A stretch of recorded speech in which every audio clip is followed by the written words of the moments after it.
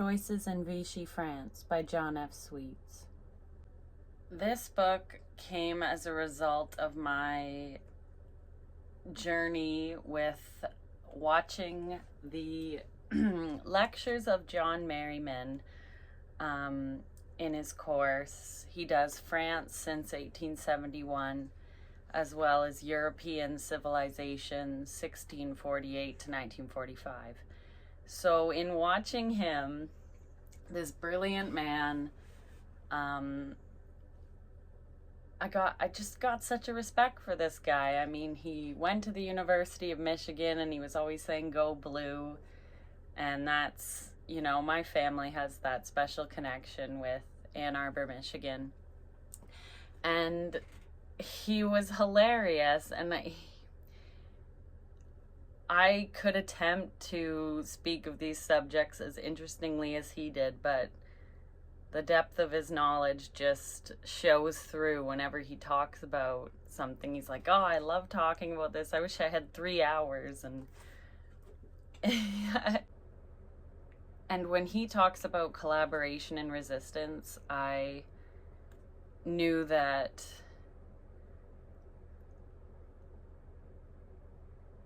he drew me in with the way he explains this subject. And he mentions this book, Choices in Vichy, France, and he says it's by my friend John F. Sweets, who teaches at KU, or University of Kansas. And this book focuses on Clermont-Ferrand, which is a town in the Auvergne, and looks at what their role was in terms of, did they collaborate with the German troops who occupied at the time of World War II, or did they resist? And he also, he gave me such great insight into what led up to the events of World War II, especially in terms of France and Germany's relations. He talks about how Robert Paxton wrote the book Vichy, France, and he demolishes this shield argument that had existed where,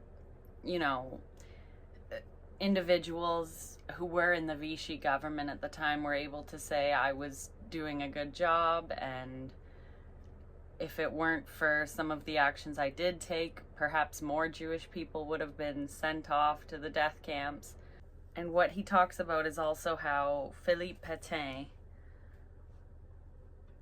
may have saved in the, in the process of the Vichy government, may have saved the French state, but lost the French nation. And Pétain, in the end, was put on trial, and they said, "Well, you can't put this old man in jail. He was the hero at Verdun in World War I." But really, with Pétain inflicting the Vichy government on the French people, he kind of betrayed his loyalty to France. He collaborated, and he was given house arrest on some island. John Merriman helps explain that the Maquis were those who resisted, and these groups of resistors that would use the French countryside that had brush that you could sort of hide in, and maquis is the word for brush, and basically insinuating that these resistors had to hide. And in the south of France, it was easier to resist because there were places you could hide. There were, it was sort of mountainous, and there were regions where people could escape to and wreak their havoc at night, or plan for any attacks they were going to take against Vichy and the collaborationists. France and Germany, in terms of what happened in World War II, they were at odds over Alsace and Lorraine for a long time. Alsace and Lorraine became part of Germany in 1870 after France's defeat in the Franco-German War. And then Alsace-Lorraine is given back to France in 1919 after the First World War ends. And during World War II, France loses Alsace and Lorraine to the Germans again, but at the end of the war, it is returned to France. So in John Sweet's book, he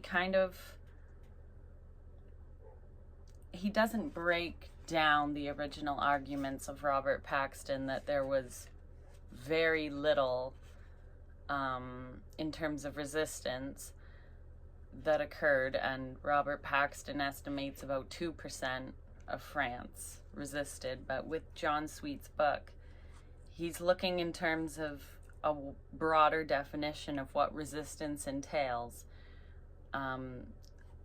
If you weren't part of a resistance group on paper and you didn't commit attacks and engage with the collaborationists, in hand-to-hand combat, if you were just more of a passive resistor in that you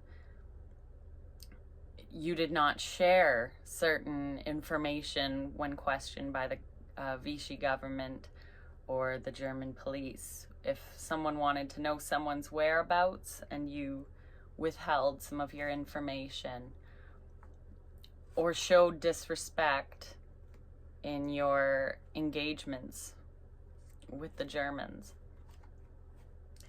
So you also get this explanation of how slowly the Vichy government was really trying to create loyalty to Philippe Pétain in all of the citizens, in the schools, the teachers themselves, and giving this idea that there will be a new order in France and that the return to peasantism of the Joan of Arc and farming and the true France was those who worked with the soil. The situation that occurred with the mandatory work service that says months before 16th of February 1943, when compulsory labor service was made obligatory for all French males under a law instituting the Service du Travail Obligatoire. Workers at Clermont-Ferrand had responded to the notion of being drafted for German factories with a flurry of strikes at the train station, Michelin, Ollier, Chartois, and other plants. Those workers who were arrested and forcibly put on trains for Germany left the station singing the Internationale and shouting, "Hang Laval." And I wouldn't have wanted to have had to work for Germany. I feel like that was completely unfair. And one of the things they tried to do at first was this relevé, which was to send certain skilled workers to Germany in exchange for some French prisoners of war to be released. Page 24, it says, in late June 1942, Pierre Laval announced that he had negotiated an exchange program with the Germans, whereby French prisoners of war would be released in return for voluntary engagements by skilled workers, especially those in metallurgy, to work in German factories. This was the origin of the so-called Relevé program, presented by Vichy spokesmen as an opportunity for French workers to demonstrate their patriotism by helping out the long-suffering prisoners of war. But because people did not want to volunteer to go to Germany, it says the actions of the Vichy government made it clear that the Relevé was no more popular elsewhere in France. Lacking genuine volunteers, in October 1942, the regime began to manufacture them. Businesses in the region were given quotas of workers to supply for the Relevé. Michelin, the tire factory, and Ollier at Clermont-Ferrand were ordered to furnish respectively 165 and 60 men, and similar designations of volunteers followed in the region's other industrial plants during November and December. But most French workers viewed the relevé as a véritable déportation, and they were determined to avoid volunteering. The Central Police Commissioner at Clermont-Ferrand reported that only 2 of the 489 workers designated in the Puy-de-Dôme as of 25th November 1942 had agreed to go to Germany. And in neighboring Thiers, officials reported that none of the 167 workers ordered to sign contracts had left as anticipated on the 9th of December. And that's when Service du Travail Obligatoire comes in. It was difficult for the French police to enforce people to be sent to Germany to work.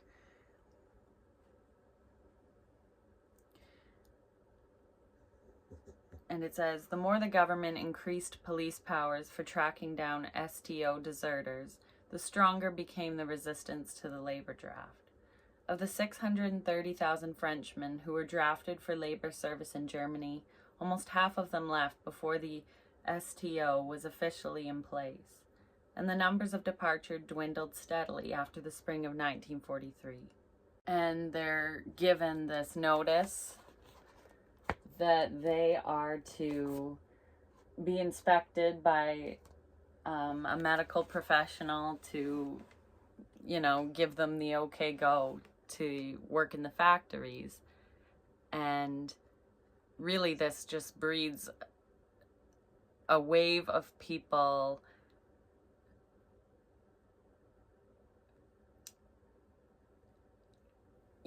getting false medical certificates. He says, page 29, going far beyond the role of shield and protector of France, prostrate victim of military defeat, the new regime's leaders chose to seize the opportunity offered by the exceptional circumstances of the occupation era to remake French society in an image more congenial to them.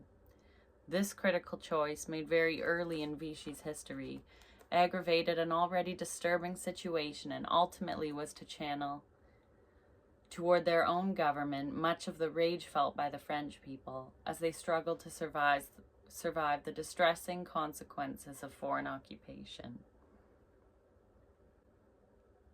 And really this Service du Travail Obligatoire, it really, it will either motivate you to resist or not, because it says, the French response to the forced labor draft demonstrated the extent to which passive and active resistance could be successful, despite foreign occupation and authoritarian government at home. Probably more than any other single factor, the Relevé and the STO drove increasing numbers of French men and women beyond simple dislike and into active resistance to the government of Pierre Laval and Philippe Pétain. And the Jewish people face such an uncertainty staying in France. It says on page 120, it says, a turning point for many French Jews at Clermont-Ferrand, when danger to them was perceived as immediate, came in October 1942 when Jewish merchants were obliged to display yellow-colored posters on their storefronts indicating Jewish enterprise for all the passers-by to see. A few weeks later, all Jews, French and foreign, were ordered to have their ration cards and identity papers stamped Juif. At the risk of oversimplifying an exceedingly complex issue, an examination of the application at Clermont-Ferrand and the surrounding area of 3 major anti-Semitic programs, resettlement or relocation schemes, deportation, and Aryanization of Jewish property, will be used to illustrate the seriousness with which Vichy pursued anti-Semitic goals, and will permit an assessment of popular response to the government's official anti-Semitism. and he talks about the policies that were enacted were implemented before November 1942 when Germany occupied France. It was all the Vichy government's doing. All of these policies were begun and indeed enjoyed their most successful application before German troops arrived in southern France in November 1942. That this was true suggests the extent of French responsibility for the mistreatment of Jews. The relative lack of success later testifies to the greater awareness of both Jews and non-Jews and to the far wider network of support available after the German occupation of the South. So he talks about resettlement and relocation in terms of limiting the amount of Jewish people that were coming to France. And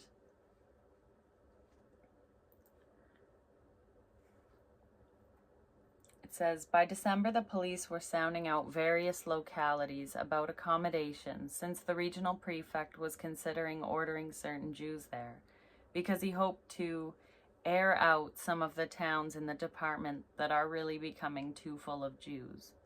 A few days after the return to power of Laval, the prefect's wish was granted. A police report of the 4th of September 1942 indicated that 356 Jews had been ordered to leave Clermont-Ferrand, and 3 weeks later the prefect of the Puy-de-Dôme informed Platon that about 70% of the cases examined had resulted in expulsion.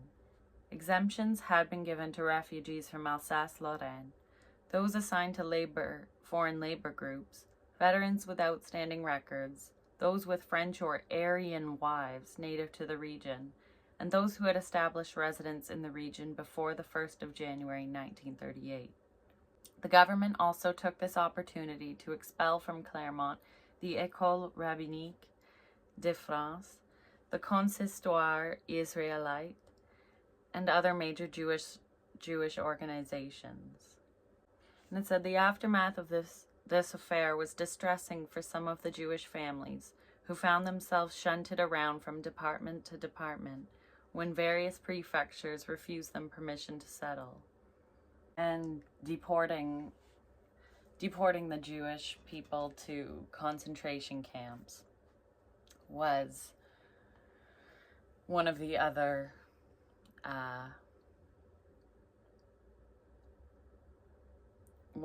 tactics of Vichy France. It says, in turning to deportation, we come to what was surely one of the most sinister episodes in the history of the Vichy regime.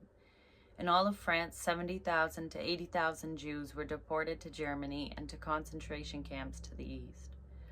Very few of them survived the Holocaust. Although most were trapped in areas under direct German occupation, and many were arrested by German police or the military in reprisal for various incidents during the occupation, a substantial number were rounded up by French police and handed over to the German authorities. At least 400 Jews were deported from the Puy-de-Dôme, and 60% of these men, women, and children were deported before German troops occupied the area, or afterward in operations carried out exclusively by the French. And this is another point that kind of shows you how the Vichy government was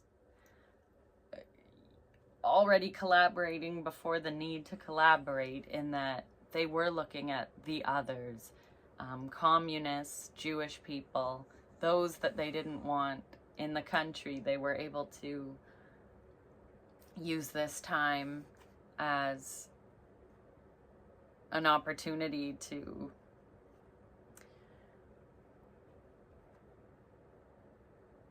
inflict these awful situations. The French police, there were instances where they tried to do right by Jewish people being deported and tried to stop any action against them, but there was other situations where they fully collaborated. It says, despite the impression of Jewish affairs agents, it would be an exaggeration to see every policeman at Clermont-Ferrand as a guardian angel for persecuted Jews.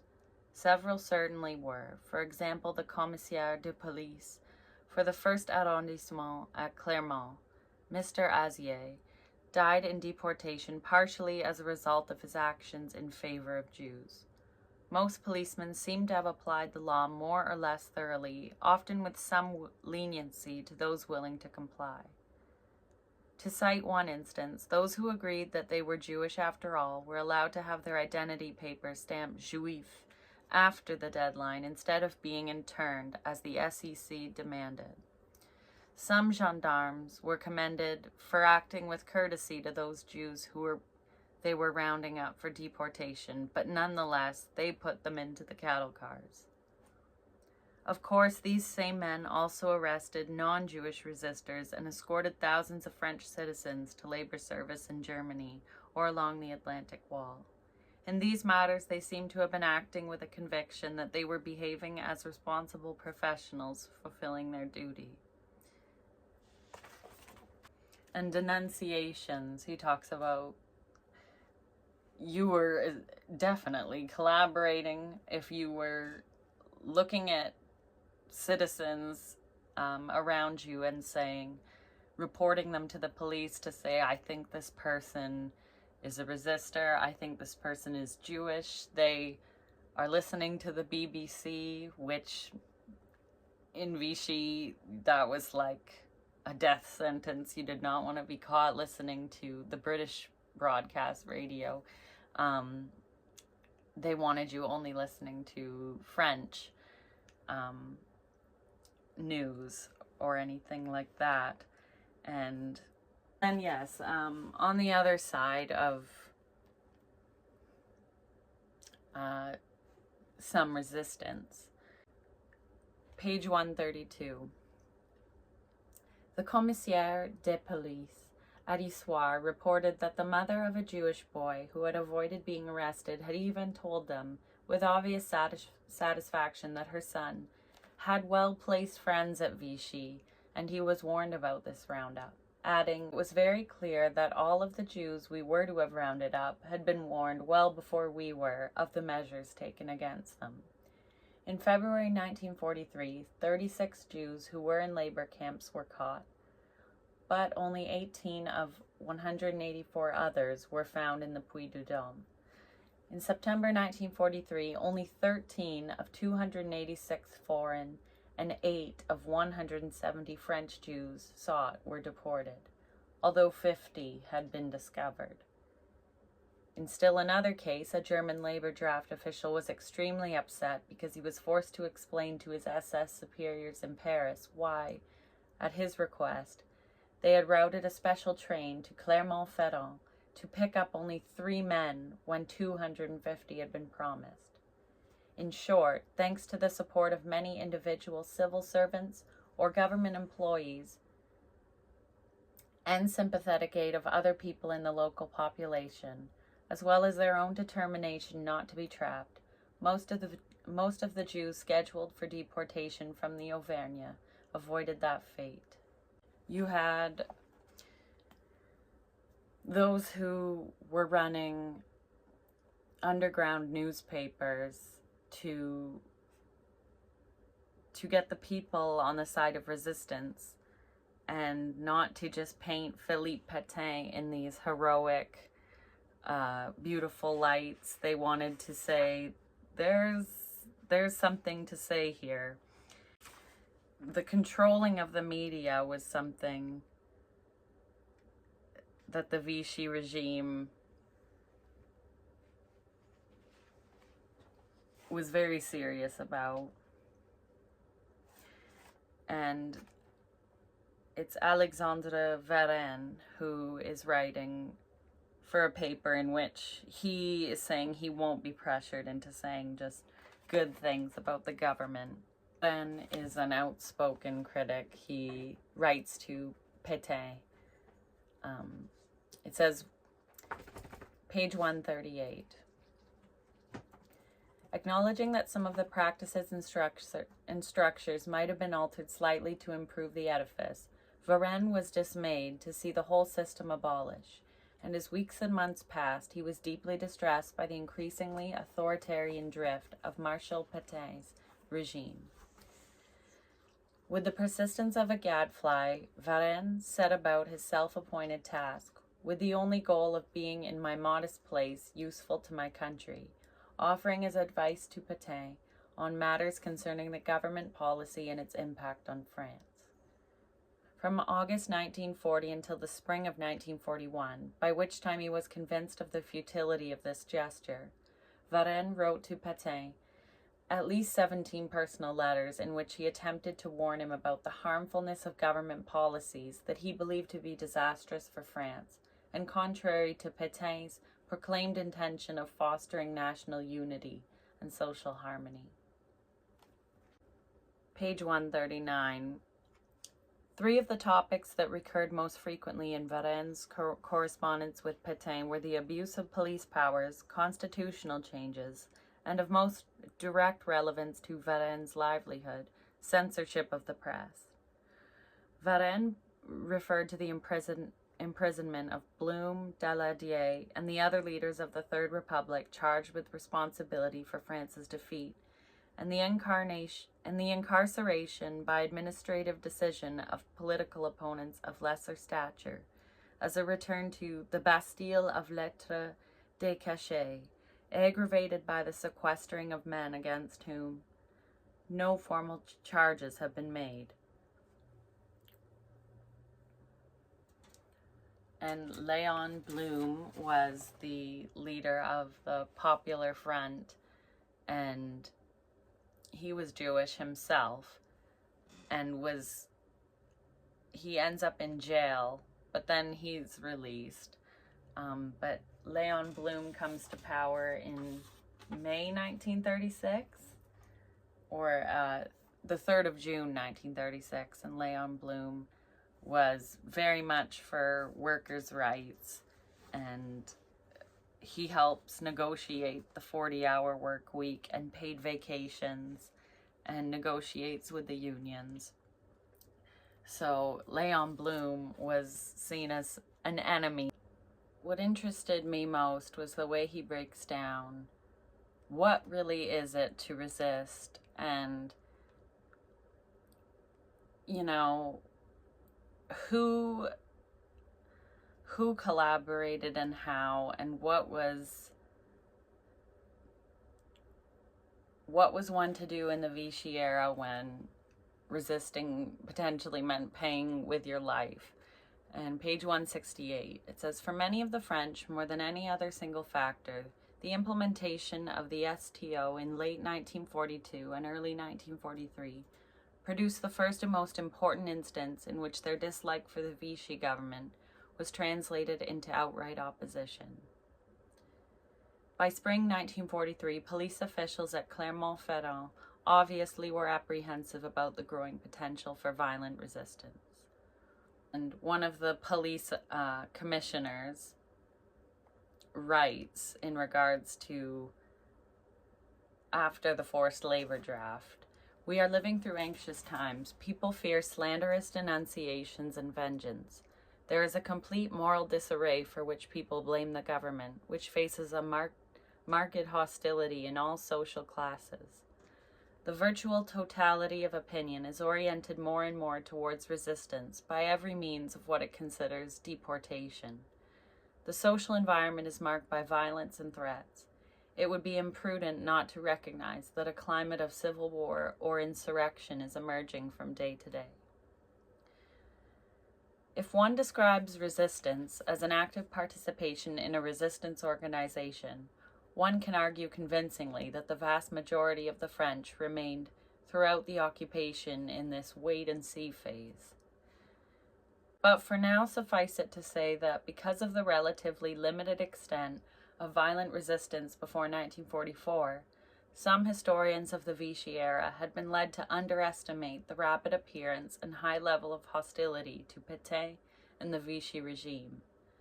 Therefore, in concluding this rapid survey of the evolution of public opinion in wartime France, it may be worth reiterating one of the most striking themes evident in contemporary British, German, and French reports concerning popular attitudes at Clermont-Ferrand. The majority of the population had lost much, if not all, of its sympathy for the Vichy regime, long before what was by all accounts the regime's most unpopular act, an introduction of the forced labor draft. Therefore, to emphasize the attentisme of the wait-and-see attitude of most French, their apparent indifference, apathy, and acquiescence under the Vichy regime, and to describe them as collaborators in a functional sense, particularly given the strongly emotional and ideological connotation of the term collaborators, fails to make sufficient distinction between thought and action, and distorts the usual meaning of conventional language. If one were forced to choose a phrase to describe the sentiments of most French people under Vichy, functional resistors might be more apt than functional collaborators, but neither phrase would be really appropriate. He talks about the simple choices that you're confronted with on a daily basis. For example, when the local gendarme asks, "Have you seen Pierre X this week?" What was the baker, the postman, or the farmer's wife to say? How were they to know whether or not the question was the prelude to an invitation to share an aperitif or a summons for the STO from which Pierre was hiding? Was one really a collaborator or a resistor in the France of 1943 because of the answer he or she might give to a gendarme's casual question? Perhaps we may understand something of the horror of the occupation for the French in perceiving that in this tragic era, potentially at least, there was no such thing as a casual question. German troops are charging occupation costs to France, so France is funding them being there the whole time. In terms of the Maquis' actions, they really only took on military units twice, and it didn't work out very well. So there weren't always a lot of violent uprisings. So some of the actions the resistors take, page 210. Letters signed Centre Régional de Combat, ordering local proprietors to stop displaying German or collaborationist magazines and newspapers, were sent to bookstores and newsstands. When owners refused to take these letters seriously, the Groupe Franc broke out windows in several stores as a further warning. With the help of professors and students in the University of Strasbourg's chemistry laboratory, the resistors set off a series of bombs at the residences or places of business of individuals considered to be collaborators. And in 1942, it says that all of the resistance movements in France, except the leadership of Charles de Gaulle, who later they elect to the government. There were communist resistors, non-communist resistors, Jewish resistors, non-Jewish resistors. Really, there was no regional way to define who would have resisted and who would have collaborated based on religion or how they would vote, anything like that. It was throughout the country. Of course, it was easier in the south of France to resist because you could run off with the Maquis into the mountains and hide from the French and German police. So some of the media at the time, the resistance propaganda, clandestine methods thus learned were easily adaptable with appropriate modifications to the late-blooming military and administrative branches of the resistance. Sometimes, and this seemed to be true especially of the younger recruits, resistors were impatient to undertake more spectacular actions, notably to fight Germans. But in the meantime, the production of underground newspapers, which rapidly gained an audience in all parts of France, gave the resistors a sense of belonging to a powerful national organization, extending beyond their limited circle of comrades. All were committed to the support of a provisional government under the leadership of Charles de Gaulle. All reflected the resistors' desires for a democratic and socially progressive republic in France after the war. Each journal took pride in highlighting sabotage exploits of the resistance and chronicled with evident satisfaction every German defeat on the major fronts of war. And of course, the paper's editors called on the French people to do everything in their power to contribute to the overthrow of the Vichy regime and the final defeat of Germany. And there is a division between the communist and non-communist resistors.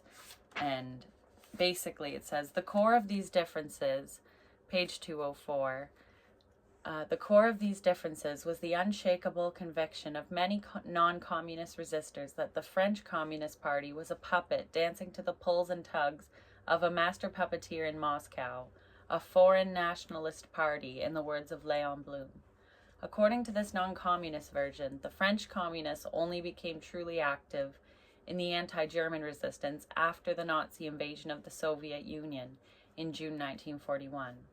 Although this description ignores the contradictory choices and actions of many individual communists, the official party position was stated unequivocally in many communist publications that were circulated in Clermont-Ferrand from the military disaster of 1940 through the spring of 1941.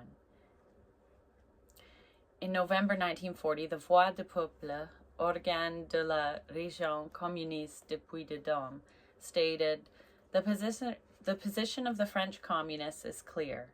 They are against de Gaulle, agent of British imperialism, fighting to the last with the hides of others. They are against the Pétain-Laval government, flunkies of Hitler who wish to drag France once again into the imperialist war. And it says, the war, according to the communists, represented the ambitions of capitalists in Germany and Britain, as well as their allies in France. And basically, it says, then the communists, of course, saw things in another light. For them, resistance was defined in a broad context of opposition to fascism that stretched back at least to the Popular Front and their opposition to the Munich Agreement. And when they're having events like Bastille Day or celebrations, there was always fear that the resistors would act. So page 209. All of the local resistance movements were active in distributing tracts and newspapers, encouraging the Clermontois to show their support for the resistance by assembling on the Place de Jaude to sing the Marseillaise in defiance of the government's ban on such public gatherings. There may have actually been two separate demonstrations at Clermont-Ferrand, one at 6:30 p.m. as called for by BBC broadcasts, and one earlier in the afternoon. Eyewitness accounts of what happened vary substantially. Estimates of the number of people involved range from 2,000 down to 150. And police reports the following day estimate the crowd at 500 and noted that 8 persons had been arrested and 1 policeman injured in a scuffle. Basically, it says the Clermontois seemed impressed that the resistance was moving beyond underground propaganda into action. The government's response left no doubt that it had been impressed by this public show of force. And it says, every national holiday or patriotic date after 1942 produced directives for systematic police sweeps in the vicinities where demonstrations were likely to occur, and the deployment of hundreds of police, gendarmes, and garde mobile, GMR, with strict orders to keep people away from potential assembly points. I guess when it was in the sentence, reading it, I felt how tense this really would have been, because just putting it into simple words and imagining the feelings if you were a French citizen and these German troops are occupying your town, how you would feel. But it just says that the German troops were facing increased attacks in those 3 months from D-Day and the date of their withdrawal from the area. It says The 3 months when the tension was the most extreme, 48 German soldiers were killed in this type of terrorist ambush in the region controlled from headquarters at Clermont-Ferrand.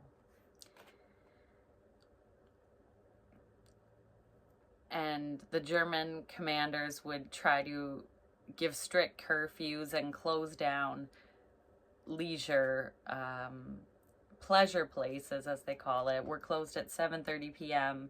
All movement of vehicles was forbidden between 9 and 5 a.m., except for physicians, firemen, and others who had passes from the proper authorities. And it says, given the predictably harsh reaction of German soldiers and police to attacks of this kind, it was understandable that resistance groups hesitated to undertake them on a large scale. Page 221. Early in the occupation, when the Germans began mass executions of hostages in the Parisian area in reprisals for attacks on their troops, de Gaulle had attempted to discourage resistors from taking such actions.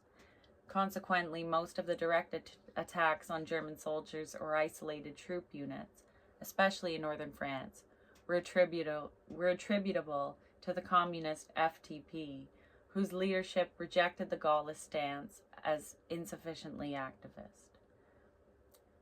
Interestingly, in the Auvergne, this pattern was reversed in that the Gaullist MUR, with larger following in the area, was more frequently involved in direct encounters with German troops than with the Front National. They talk about the liberation, and there was a celebration, but there was still this long road to get back to any kind of normalcy. Yeah, so it says at 11:30 Sunday morning, 27th of August 1944, 2 days after French troops under General Philippe Leclerc had entered Paris, and 1 day after Charles de Gaulle's triumphal procession through the streets of the nation's capital, the last of the German occupation troops left Clermont-Ferrand. Within a few hours of the Germans' departure, FFI units were in control of the liberated city, having arrested the regional prefect and the prefect of the Puy-de-Dôme and other high administrative officials, and having established their headquarters at the prefecture. And the new powers and the new authorities, it says, are born of the resistance to the Vichy and Germans. I love this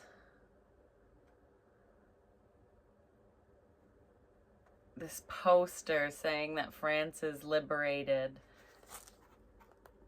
Like, just imagine. You're thinking, like, there was resistance and there was collaboration, how much of each? And basically he says, we'll never have an entirely satisfactory statistical description of the French resistance. And the FFI is the Force Française de l'Intérieur, which Alphonse Rosier is the head of that party, which in 1944 becomes the official party of the resistance. Really, there was this series of events that when they're occurring, it's, you know, getting more people to decide whether they're going to try to resist or not. Like the forced work service, that you're going to be taken to Germany if you don't agree. So you might go hide off with the Maquis. Or, you know, you may risk your life in staying to produce underground propaganda for the resistance. But it says, in addition to the activities of resistance leaders, two important events in the fall of 1942 had a significant impact on the resistance in the Auvergne. Pierre Laval's announcement that all young men were to face the obligation of a national labor service in the occupation of southern France by German troops dramatically affected the size and intensity of French resistance to the Vichy government and the Germans. The Relevé scheme and later the STO provided the single most important spur in turning the resistance into a mass phenomenon. And then it says, the arrival of foreign troops in the cities and countryside of southern France brought the previously sheltered Southerners into the same immediate contact with the German occupation the people in northern France had experienced for more than 2 years, and this change made resistance more violent and more dangerous.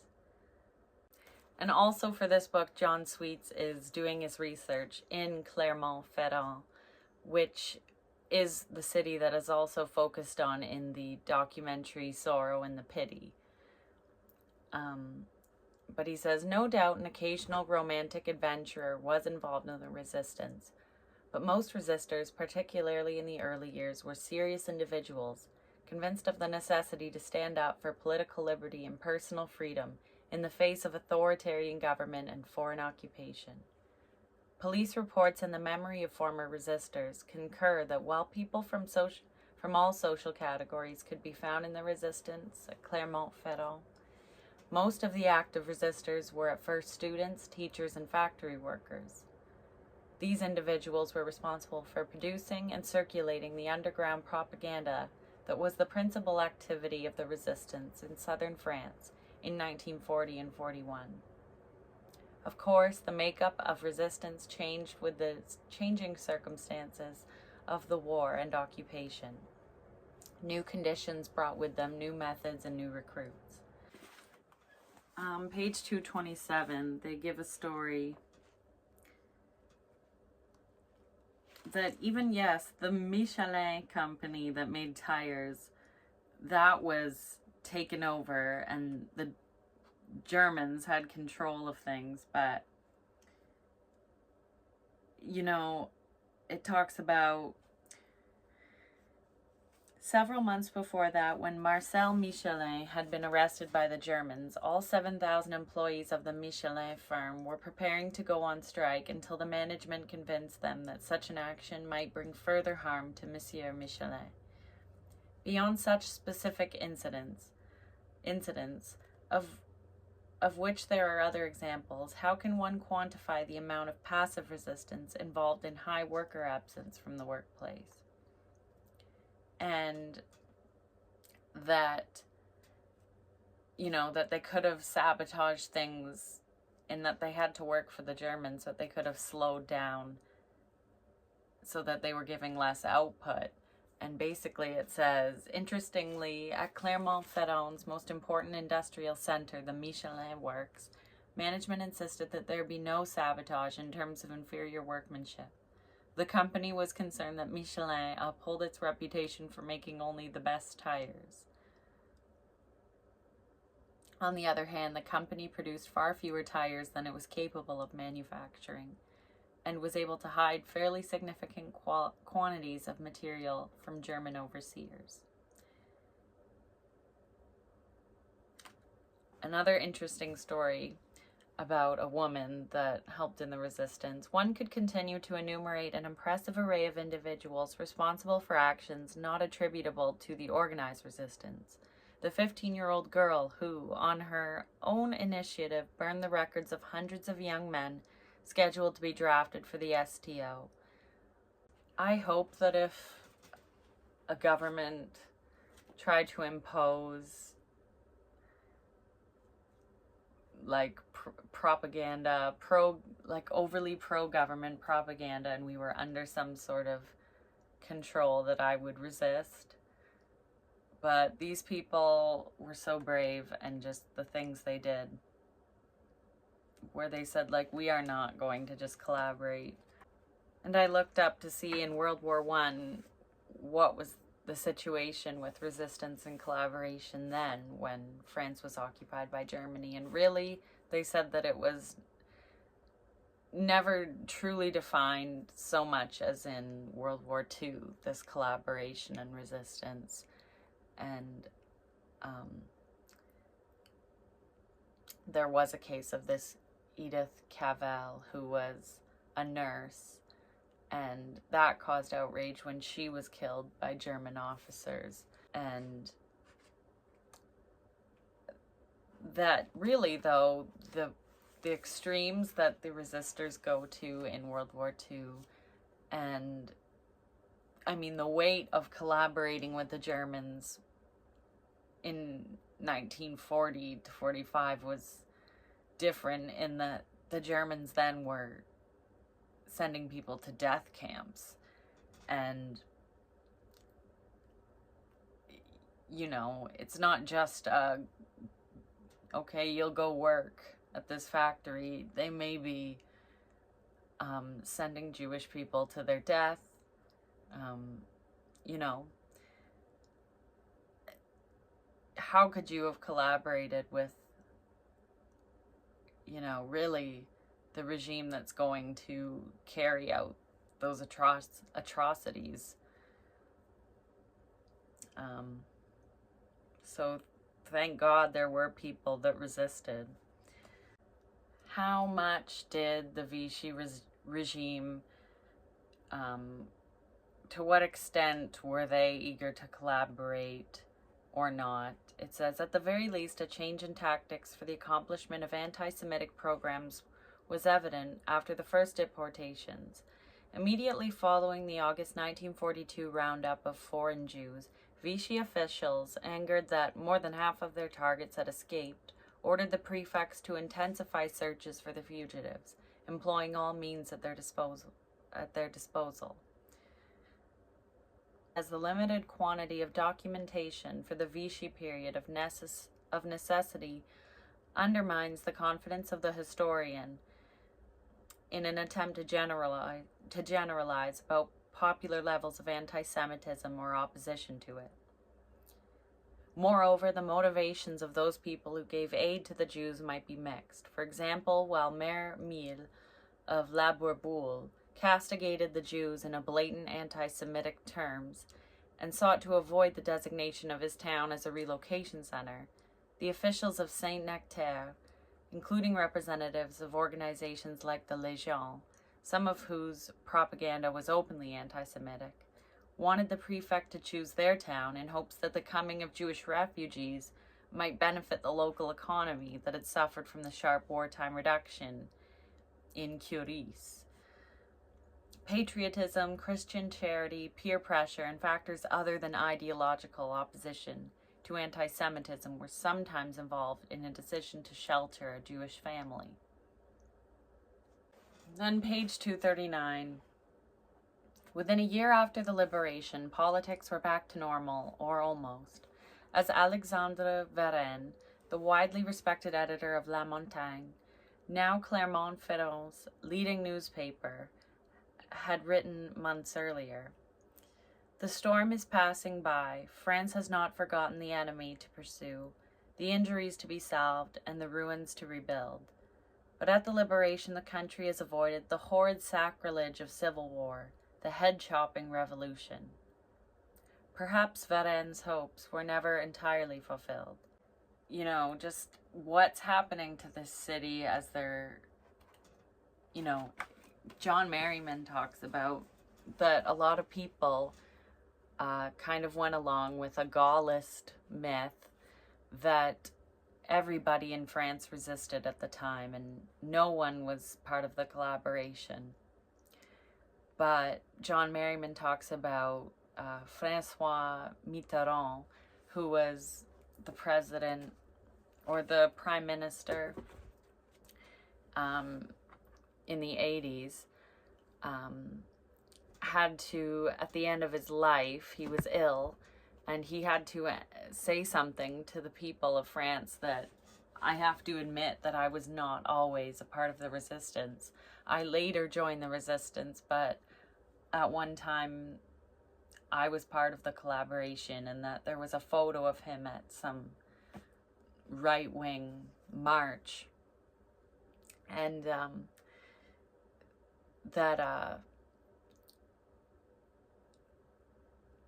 there was this whole Vichy syndrome that people forgot about what happened in those days, people didn't want to talk about what happened in those days, and that it was such a dark period that it was kind of buried just in the myth of we all resisted the Germans. But stories eventually came out, and these trials in 1953 where they put this Maurice de Pepin and Klaus Barbie, who they tortured people, and there are these trials put on, and they have to, it says there's riots in Limoges, and that anti-Semitic fervor was in the air. Apart from what the Nazis did, the Vichy regime, their hands were dirty in this, and they definitely sent people off to be deported to death camps. And John Merriman talks about one of the camps is Drancy, and Pierre Laval insists that the children be sent along with the parents, because at a certain point it's that the parents have to leave, but Pierre Laval encourages that the children go to the death camps as well. So there was this collaborationist awfulness that infected people with the horrible choices that they made.